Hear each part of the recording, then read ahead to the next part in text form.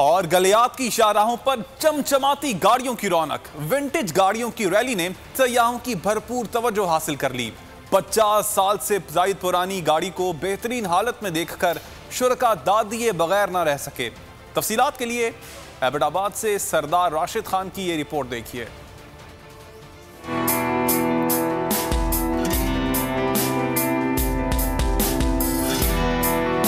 उम्र लगभग 60 साल, फिटनेस बेमिसाल।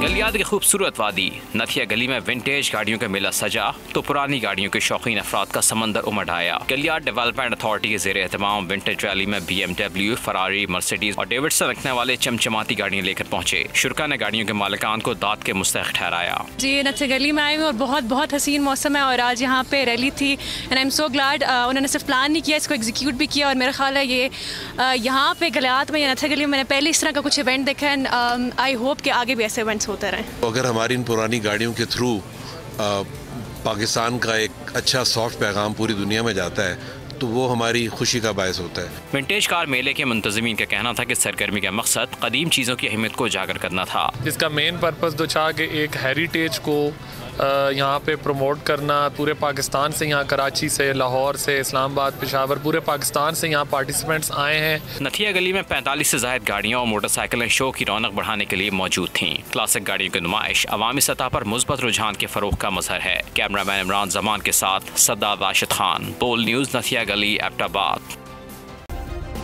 सब्सक्राइब करें और बेल दबाएं ताकि कोई खबर रह न जाए।